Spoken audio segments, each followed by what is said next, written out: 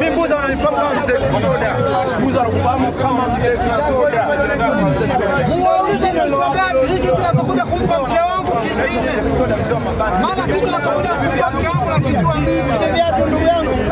Kutoka wao. Acha maneno mengi wewe na sema tamasha. Hamna maneno. Kula nauma mke wangu.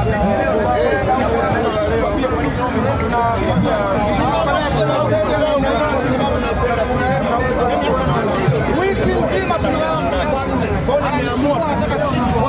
Nikamwambia kichwa avumilie atampa tarehe 17 ni leo. Leo lazima nimpe kichwa mbele ya mashemeji zake wanasimu wenzangu waone nikimpa kichwa shemeji yao. Bwana mchezo wa leo.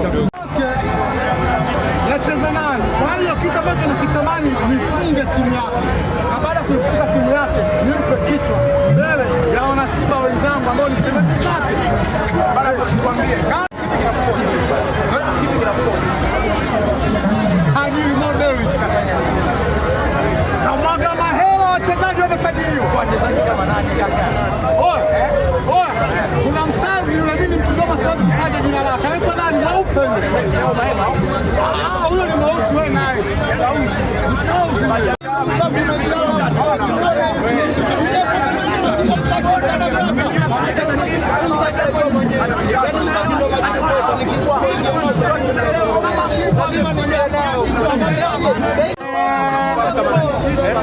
Mimi Mbuza wananifahamu kama Mzee Kisoda.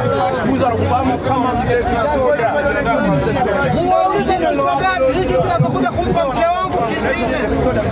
Maana kitu kinachokuja kumpa mke wangu na kijua nini. Ndugu yangu. Kutoka wao. Acha maneno mengi wewe na sema tamasha. Hamna maneno. Kula nauma mke wangu.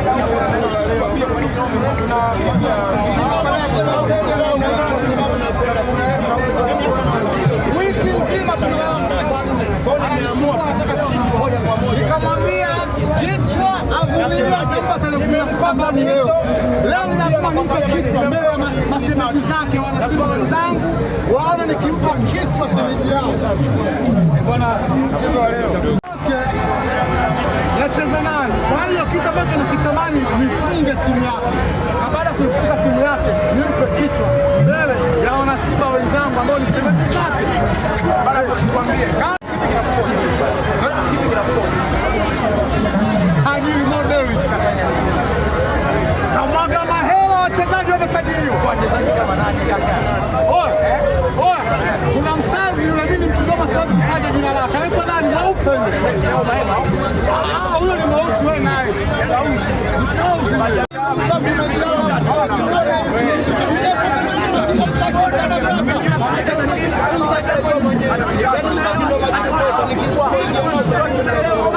Lazima niende nao.